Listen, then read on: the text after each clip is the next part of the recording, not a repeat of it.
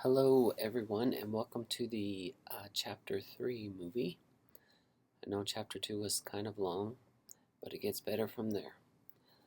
So this is a picture of a cell. We're going to talk about cells in Chapter 3, and this is all leading up to the good stuff that we're going to talk about.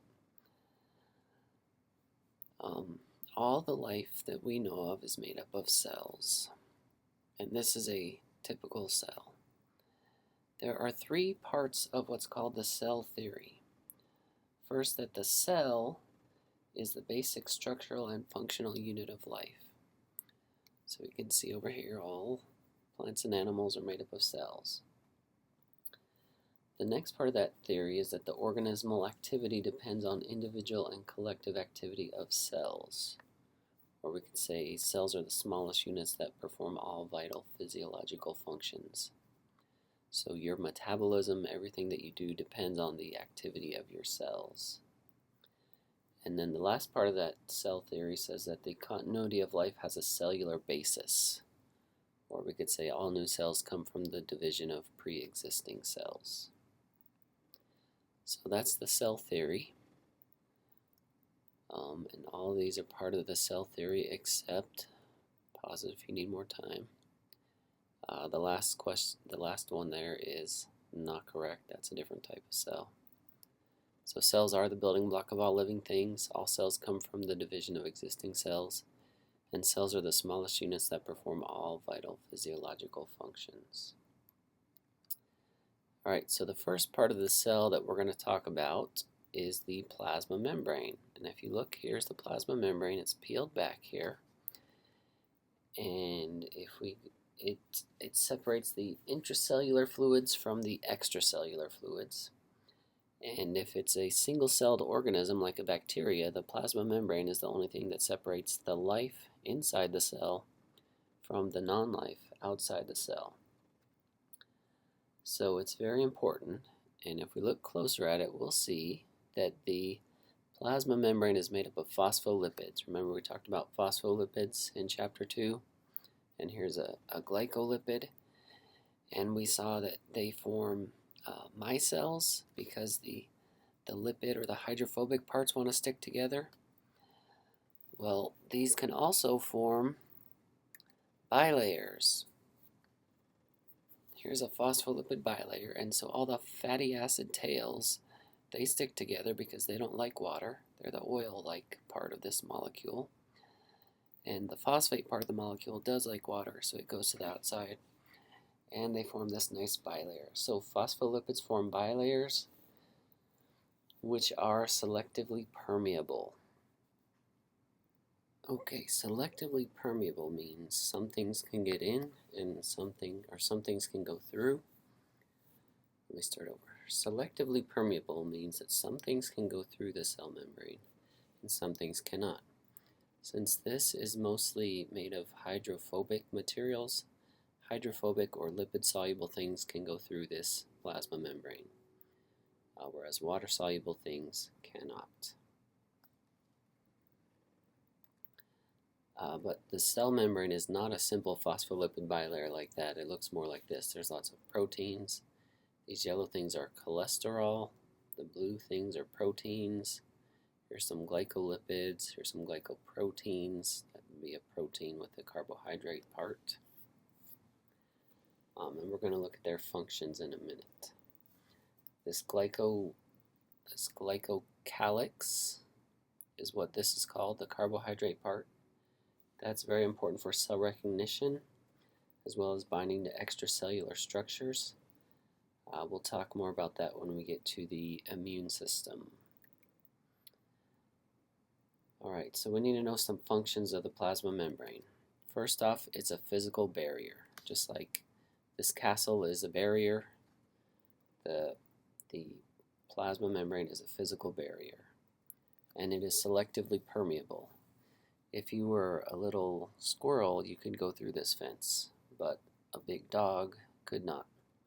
So that would be a selectively permeable fence. Well,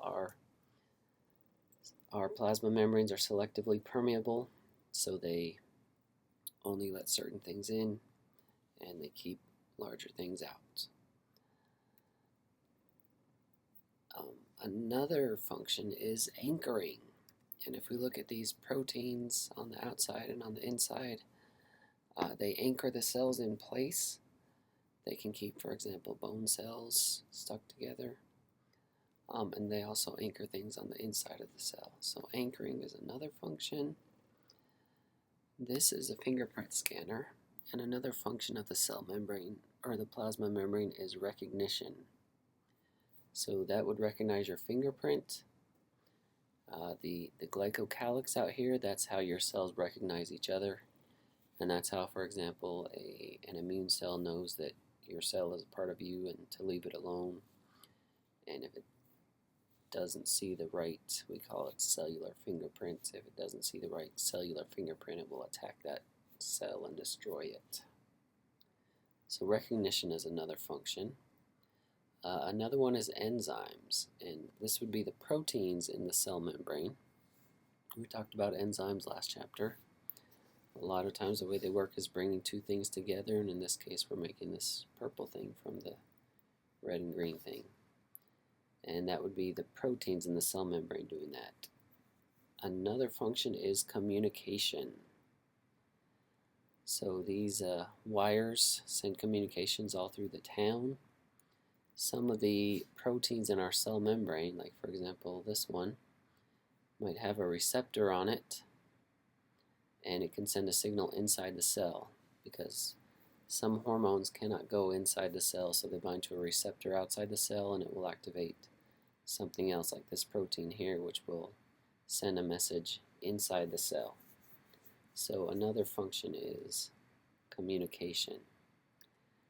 And then finally transportation. Just like a train transports things, some proteins in our cell membrane transport things.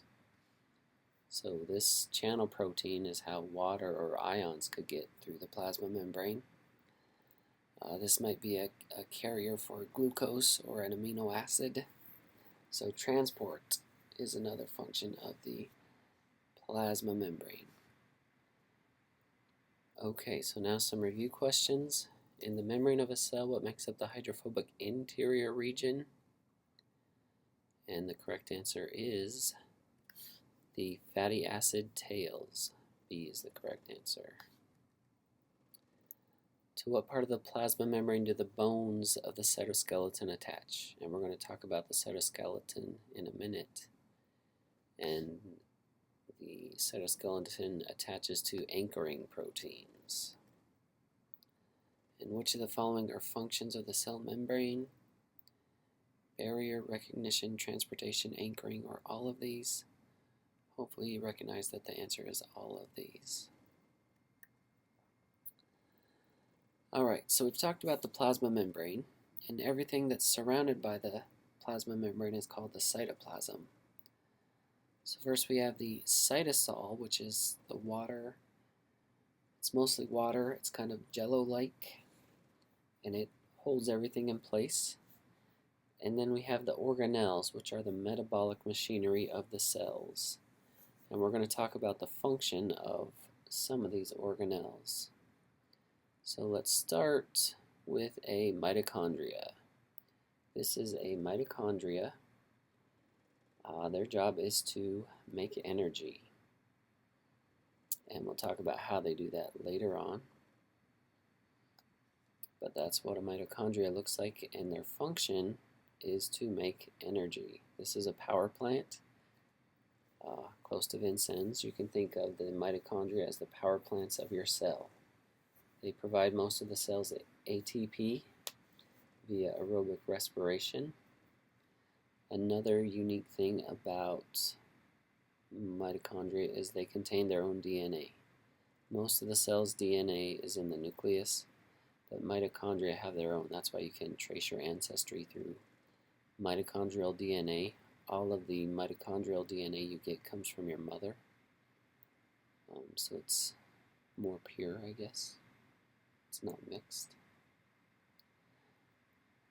Alright. Then the next organelle we're going to talk about is all these little dots that we see. All these little dots are called ribosomes. And here's what one ribosome would look like. Ribosomes are like the factory of the cell. That's a factory making something. Ribosomes, they make proteins. And free ribosomes will make soluble proteins. And many ribosomes are attached to the endoplasmic reticulum.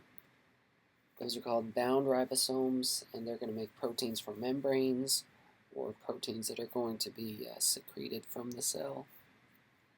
So we can see the factory here.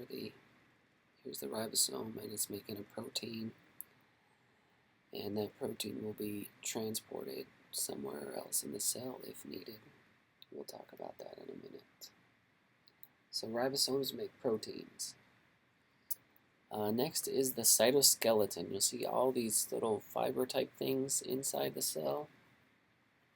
The cytoskeleton is basically the skeleton of the cell. It holds everything in place, allows for transport.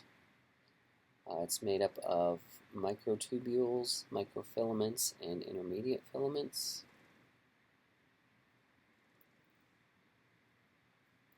And then the next organelle, these things right here are called microvilli. And not every cell has microvilli, but this cell does. Microvilli, their function is to increase surface area. So we see microvilli, for example, in cells that lie in the small intestine, where their main function is absorption. So we increase the surface area for absorption. That makes those cells more efficient. So microvilli increase surface area. Next organelle we want to talk about are called centrioles, and those are what the centrioles look like. They're barrel-shaped. They're found near the nucleus.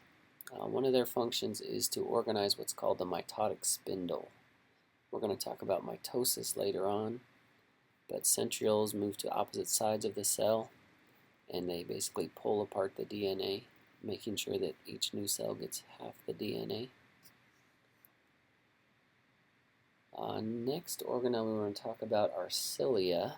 These are whip-like motile, which means movable extensions, and they move things across the surface of a cell.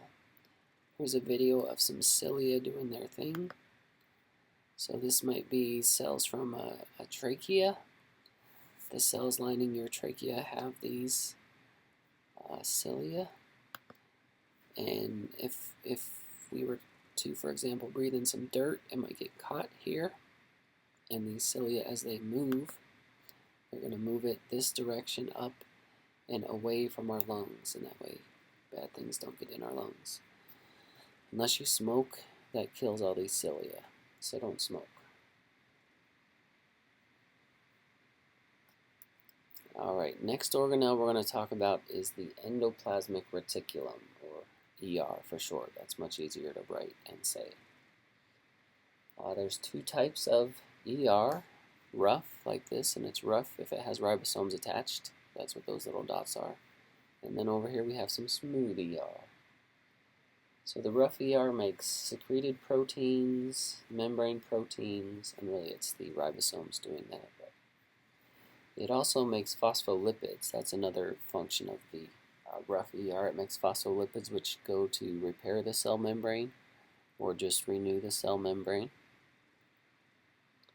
And then the smooth ER, depending on what type of cell it is, it will have different functions. So I've given you some examples in the liver, lipid and cholesterol metabolism. It breaks down lipids and cholesterol, breaks down glycogen, and along with the kidneys, detoxification of drugs. In the testes, the smooth ER synthesizes steroid-based hormones. In the intestines, the smooth ER, its function is absorption, synthesis, and transport of fats. And in muscle and skeletal and cardiac muscle, it is storage and release of calcium.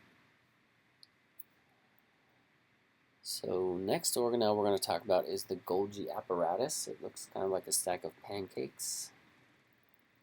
There's a better picture. It functions in packaging and shipping. So a lot of proteins are made. This down here is rough ER. A lot of proteins are made there, and they'll be sent to the Golgi Apparatus. And they'll be modified or folded or just transported. They go to one end called the forming face, and they move through it like this to the maturing face, and then they can be sent out to the membrane. So when we saw that close-up on this cell membrane, there were lots of proteins in it. The way they get there is they're made and then they're put in a vesicle that goes and fuses with the plasma membrane, and then they become part of the plasma membrane. And then over here somewhere, part of the plasma membrane is being pinched off and removed and recycled. That's how we keep our cell membranes healthy. Another possible role is these proteins or whatever it is might be sent from the Golgi apparatus and secreted out of the cell. Like, for example, a cell that produces hormones might secrete their proteins out into the blood. Or it might go into what's called a lysosome or a secretory vesicle to be taken somewhere else in the cell. So next thing we're going to talk about is a lysosome. They're little round balls. And here's a diagram showing the functions of lysosomes. What they are is these little sacs that contain enzymes and acids. Little sacs with enzymes and acids, and they digest ingested substances. So this cell, like if it was an immune cell, it might do this. It will kind of swallow this, and we'll talk about how that happens later. It will bring this into the cell, fuse it with a lysosome, and then the acids and enzymes in the lysosome will break this down. If there are some nutrients, it can absorb those and reuse them. If there's waste, it will just eject it from the cell. Another thing that can happen is sometimes our organelles wear out. This is a worn out mitochondria. So it will get sent to a lysosome, and the acids and enzymes will break it down. And it will be broken down into pieces like amino acids, which can be reused, or phospholipids, which can be reused. Things that can't be reused will be ejected from the cell. And a third thing that can happen with the lysosomes, if a cell needs to destroy itself, like a cell's been infected with a virus or something, it can destroy itself, and the way it will do that is send a lysosome and have it release its contents into the cell, and it will destroy the whole cell in a process called autolysis.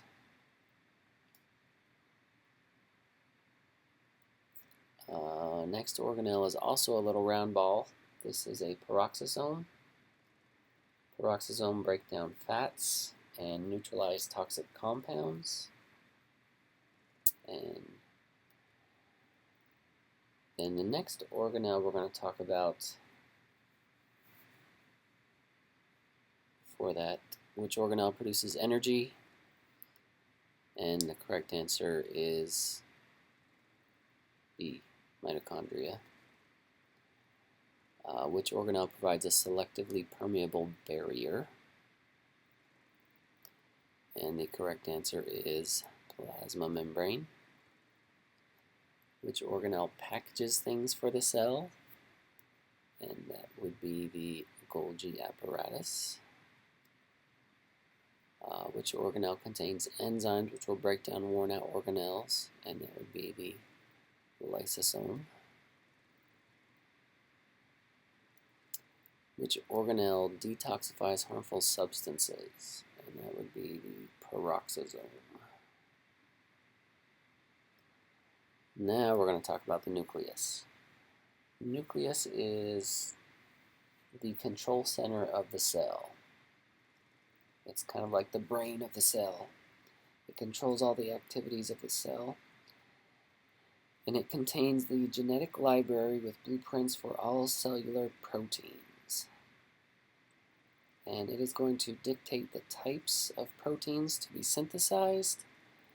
So if this is a muscle cell, it's going to produce certain proteins.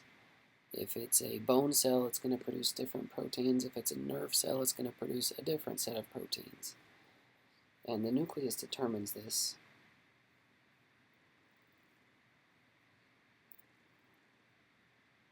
So we have, first of all, surrounding the entire thing is the nuclear envelope. Its outer membrane is continuous with the rough ER, and it contains ribosomes. You can see it's continuous with the rough ER. All the DNA is kept within the nucleus, and it doesn't leave the nucleus, and the nuclear membrane keeps it in the nucleus.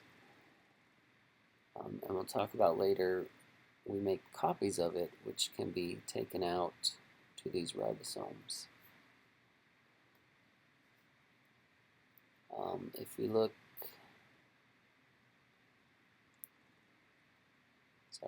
in the very center of the cell, we see the nucleolus.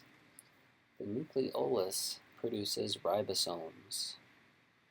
So before we can make those proteins, we have to make the ribosomes, which are going to make the proteins, and that happens in the nucleolus. Then we have these thread-like things are called chromatin. These are strands of DNA in histones, and these histones are proteins, and they help the DNA to become super compact. It's estimated that if you took all the DNA in one of your cells and stretched it out and placed it end to end, it would be about 1 meter long. Yet it's packaged into this nucleus that is microscopic. So that's pretty amazing.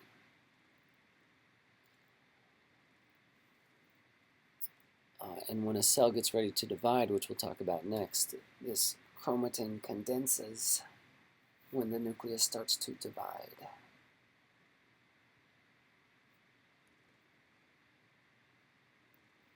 Alright, so in which of the following structures are ribosomes synthesized? And the correct answer is the nucleolus. Now this might be a good place to stop. And on Blackboard there's a cell picture where you can print that, and then you can label the different organelles and give their function, because that's something you're going to need to know throughout this course. And